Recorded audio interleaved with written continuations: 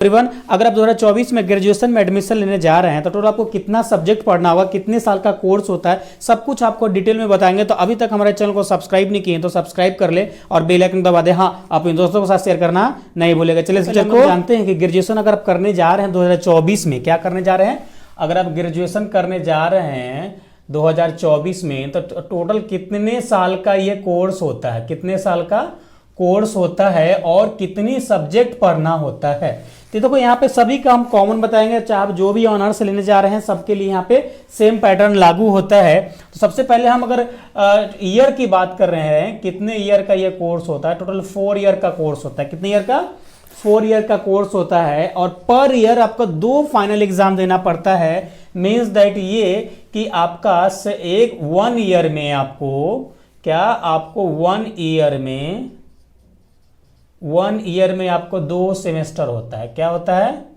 2 semester होता है। Semester 1 होता है, सेमेस्टर 1 होता है और सेमेस्टर 2 होता है। क्या होता है? सेमेस्टर 1 होता है और सेमेस्टर 2 होता है। ये दोनों का एग्जाम आपको, ऐसा नहीं है कि एक आपका मिड सेम में एग्जाम होगा, ऐसा नहीं है। दोनों का फाइनल एग्जाम अलग, दूसरे कॉलेज, इस कॉलेज में आप एडमिशन लेंगे तो आपका सेंटर दूसरे कॉलेज में जाएगा, वहां पे आपको दोनों का अलग अलग एग्जाम देना होगा। अब यहाँ पे बात करते हैं कि एक सेमेस्टर में टोटल कितने मार्क्स का एक सब्जेक्ट में एग्जाम होता है। तो देखिए यहाँ पे टोटल 70 मार्क्स का एग्जाम होता है एक सब्जेक्ट में, और बच गया 30 मार्क्स। तो 30 मार्क्स आपको कॉलेज से मिलता है। किससे मिलता है? कॉलेज से मिलता है। ये आपका कॉलेज से मिलता है। अब इसमें 30 मार्क्स में आपका ये इंटरनल मार्क्स भी होगा, इसमें आपका अटेंडेंस का भी मार्क्स जुड़ता है, और आपका जो भी प्रोजेक्ट असाइनमेंट वगैरह बनाएंगे वो सभी आपका 30 मार्क्स मिला के टोटल 100 मार्क्स आपका इस प्रकार से पुराया जाता है। अब तो ये हो गया अब ड्यूरेशन की बात। अब यहाँ पे हम लोग बात कर लेते हैं कि टोटल आपको कितने सब्जेक्ट आपको एक सेमेस्टर में पढ़ना है, उसी के अकॉर्डिंग आप यहाँ पे गेस कर लीजिएगा कितना होगा, इसे आपको हम बता देंगे। ओके, तो यहाँ पे सबसे फर्स्ट ऑफ ऑल हम किसका बात कर रहे हैं, यहाँ पे हम सेमेस्टर 1 की बात करेंगे। सेमेस्टर, यहाँ पे हम किसका बात करेंगे? सेमेस्टर 1 की बात करेंगे। यहाँ पे हम सेमेस्टर 1 की बात करेंगे। देखो सेमेस्टर 1 में ना, सेमेस्टर 1 में सबसे फर्स्ट जो सब्जेक्ट जो पढ़ना होता है वो एमजेसी पढ़ना होता है। एमजेसी मतलब मेजर कोर्स होता है। क्या होता है? एमजेसी मतलब मेजर कोर्स होता है। ये एमजेसी में जो भी आप ऑनर्स लेंगे, लाइक आप मैथ ऑनर्स लेंगे, हिस्ट्री ऑनर्स लेंगे, कॉमर्स में कुछ रहेगा, जो भी आपका रहेगा, फिजिक्स ऑनर्स रहेगा, वो एक सब्जेक्ट आपको एमजेसी में पढ़ना रहेगा। अब इसी में ये एमजेसी में टोटल 5 यूनिट होगा, यानी 5 यूनिट कहने का एक सब्जेक्ट है, लेकिन एमजेसी में टोटल 5 सब्जेक्ट हो अंदर में रहता है। मतलब छोटा छोटा यूनिट रहता है, पूरा डिटेल में पूरा बुक ही नहीं पढ़ना होता है। तो यहाँ पे आपको इस प्रकार से एक सब्जेक्ट आपका हुआ। उसी प्रकार से जिसका सिलेबस भी हम लोग आगे बात करेंगे, तो पहले इसका हम बात कर लेते हैं। अगला आपको पढ़ना होता है MIC, माइनर कोर्स पेपर। अब देखो MIC में क्या होता है ना, MIC में जैसे लाइक आप मैथ ऑनर्स ले रहे हैं तो साइंस का भी कोई एक दूसरा सब्जेक्ट आपको लेना पड़ेगा। जैसे आपका मैथ है तो आपको फिजिक्स लेना पड़ेगा, आपको केमिस्ट्री लेना पड़ेगा, आपको बायो लेना पड़ेगा, जो आपको अकॉर्डिंग टू आपको अच्छा लगा वो आप ले लीजिएगा, राइट। अगर आपका हिस्ट्री है तो हिस्ट्री का ही कोई एक सब्जेक्ट आपको लेना पड़ेगा, या कॉमर्स में है तो कॉमर्स का ही कोई एक सब्जेक्ट लेना पड़ेगा, लेकिन वो ऑनर्स पेपर नहीं होगा। वो ऑनर्स पेपर नहीं होगा, ऑनर्स पेपर केवल आपको एमजेसी में एक ही पेपर ऑनर्स होगा। इस बात को भी ध्यान रखेंगे आप। ओके, चलिए अब यहाँ पे हम बात करते हैं तीसरे नंबर पे। तीसरा नंबर में होता है एमडेसी। अब देखो ये सब 1 होगा। आप सिलेबस में देखेंगे तो यहाँ पे 1 ऐसा करके 1 करके लिखा रहेगा, मतलब ये आगे आपको और फर्दर पढ़ाया जाएगा। जब 4 इयर्स का कोर्स है तो आगे भी आपको पढ़ाया जाएगा।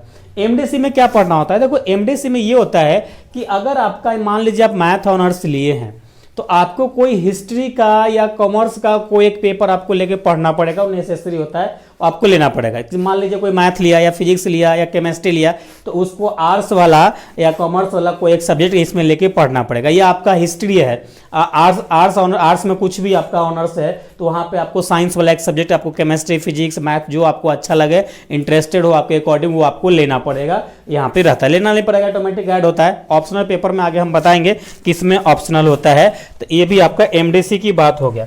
अब हम बात करते हैं 4 नंबर पे MIL। इसमें इसको ACE1 बोलते हैं, ACE1 बोलते हैं। और अगला जो आपको पढ़ना होता है 5 नंबर में, 5 नंबर में जो पढ़ना आपका होगा SEC1 पढ़ना होगा। इसमें क्या होता है, ये स्किल इन्हांसमेंट कोर्स होता है, skill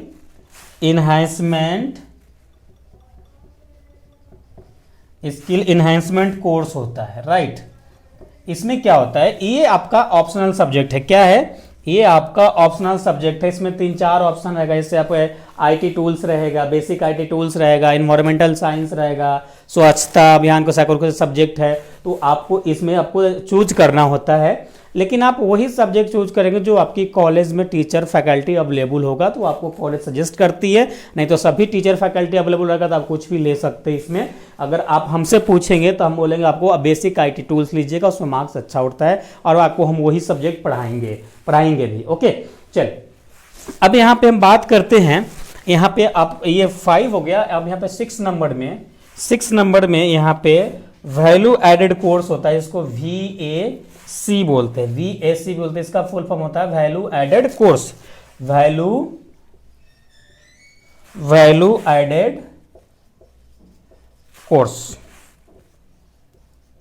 right. Value added course इसको बोलते हैं, राइट। तो यहाँ पे टोटल जो आप सब्जेक्ट की बात कर रहे हैं सेमेस्टर 1 में टोटल 6 सब्जेक्ट आपको पढ़ना होगा। कितना पढ़ना होगा, 6 सब्जेक्ट पढ़ना होगा। चाहे आपका कोई भी ऑनर्स हो, इतना पेपर आपको पढ़ना पड़ेगा। अब इसके अंदर जो सब्जेक्ट पढ़ना होगा उसका सिलेबस अलग होगा। हाँ, अब हम इतना बता सकते हैं, साइंस अगर आप लेना होगा, आपको मैथ में इंटरेस्ट है तो मैथ लीजिएगा। चाहे आपका जो भी ऑनर्स है, MDC में मैथ रख लीजिएगा, उसमें आपको हम इजीली पढ़ा देंगे। आपको इजीली सबका कंटेंट अवेलेबल मिल जाएगा, 100% आपको समझ में भी आएगा। ओके, ये हो गया। अब यहाँ पे बात करते हैं कि मान लीजिए किसी का फिजिक्स ऑनर्स है, तो क्या उसको केमिस्ट्री लेना चाहिए MIC में? तो नहीं, हम बोलते हैं कि अगर आपका मान लीजिए मैथ ऑनर्स नहीं है, फिजिक्स ऑनर्स है या केमिस्ट्री ऑनर्स है, कुछ भी ऑनर्स है, तो MIC में आप मैथ्स रख लीजिएगा, आपको ज़्यादा बेनिफिट होगा। अब मान लीजिए किसी का मैथ ऑनर्स है तो उसको क्या रखना चाहिए, तो आपको फिजिक्स रखना चाहिए MIC में आपको फिजिक्स रखना चाहिए। आपको ज़्यादा इजी होगा, आपको ज़्यादा अच्छे से तरीके, मतलब दोनों का सिलेबस लगभग आपको 50% के आसपास मैच करता है। मतलब MIC में फिजिक्स जो पढ़ना होगा लगभग वो मैथमेटिक्स वाला ही पोर्शन है। बाकी का आगे अगर आपका हिस्ट्री ऑनर्स जो भी ऑनर्स है तो उसके अकॉर्डिंग आप चूज कर लीजिएगा, आपका हो जाता है, यहाँ पे चीज़ें आपका क्लियर हो जाता है। तो यहाँ पे अगेन फिर से बात करते हैं, अगर आप BSc में ग्रेजुएशन में आप एडमिशन लेने जा रहे हैं 2024 में, तो टोटल आपको 6 सब्जेक्ट पढ़ना होगा। टोटल 6 सब्जेक्ट पढ़ना होगा। अब मुझे अगर आप चाहे कैसे एडमिशन होता है, क्या प्रक्रिया होता है, तो आप कमेंट जरूर कीजिएगा। तो उसमें भी एक वीडियो आपको हम बना देंगे, वहाँ से आप देख लेंगे कि आपका किस प्रकार से आप एडमिशन ले पाएंगे, कौन सा यूनिवर्सिटी अच्छा यूनिवर्सिटी है जिसमें आप इजीली एडमिशन लेके अपना ग्रेजुएशन की पढ़ाई अच्छे से कर सकते हैं। एक यहाँ पे और आता है कि 4 साल का कोर्स है ग्रेजुएशन, क्या मुझे 4 साल करना अनिवार्य है? देखिए, अगर आप चाहे तो इसको 3 साल भी करके छोड़ सकते हैं, 3 साल में भी आपको ग्रेजुएशन की डिग्री मिल जाएगा। बट अगर आपको मान लो मास्टर्स डिग्री करना है या PhD वगैरह करना है, तब आपको कोई फायदा नहीं होगा 3 साल का करने का। ऐसा क्यों? अगर आप 4 साल का ग्रेजुएशन करते हैं तो आपको MSc में 1 साल ही पढ़ना पड़ेगा। अगर 3 साल का ग्रेजुएशन करते हैं तो MSc में आपको 2 साल पढ़ना पड़ेगा, तो फिर आपको कोई फायदा नहीं होता है। तो अगर आप हमसे पूछेंगे तो आप 4 ईयर्स कंप्लीट कर लीजिएगा, 4 ईयर्स कंप्लीट कर लीजिएगा, ज़्यादा अच्छा रहेगा। कल को आपको CSIR नेट वगैरह टारगेट करोगे, मास्टर डिग्री में जाओगे, CSIR नेट निकालना चाहेंगे, तो आपके लिए सीधे बेनिफिट हो जाएगा। तो इस पे आप इस चीज़ को ध्यान दीजिएगा।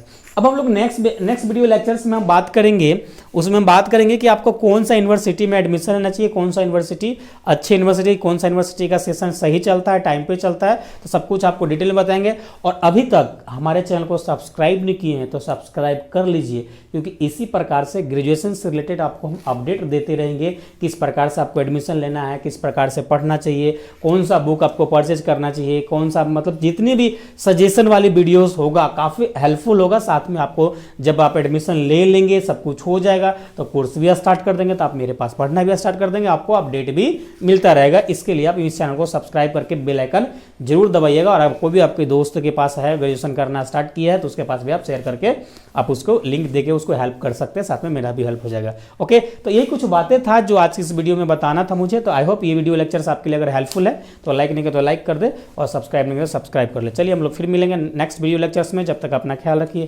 Thanks, love you all.